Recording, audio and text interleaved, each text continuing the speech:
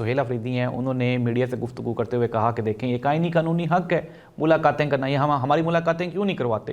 دوسری جانب یہ کہتے ہیں کہ ہم گورنر آئی لگا دیں گورنر آئی۔ ناظرین، کہنے والے آج کل یہ کہہ رہے ہیں اسلام آباد میں جو کے پی ہاؤس ہے وہاں کا جو نظام ہے وہ کچھ یعنی کہ فوج کے دستوں نے سنبھال لیا ہے اور بہت جلد جو ہے وہ لگا دیا جائے گا گورنر راج کے پی کے میں۔ لیکن ناظرین، میں آپ کو یہ متعدد مرتبہ یہ بتا چکا ہوں کہ پاکستان پیپلز پارٹی، مسلم لیگ نون، یہ تو بیچاری دو ڈمی جماعتیں نا، پپٹس ہیں۔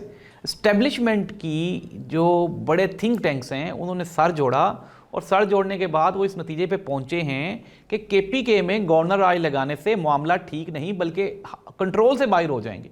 اس طرح چیزیں جو ہیں، حالات جو ہیں وہ بالکل آؤٹ آف کنٹرول ہو جائیں گے، اسی لیے ابھی تک اس کو پینڈنگ رکھا ہوا ہے۔ لیکن لگا دیں گے جب ان کا دل کرے گا، میں آپ کو یہ نہیں کہہ رہا کہ کبھی بھی نہیں لگائیں گے، لگا دیں گے جب اسٹیبلشمنٹ کا دل چاہے گا۔ 26ویں ہوگی ترمیم، 27ویں ہوگی، 28ویں ہونے والی ہے۔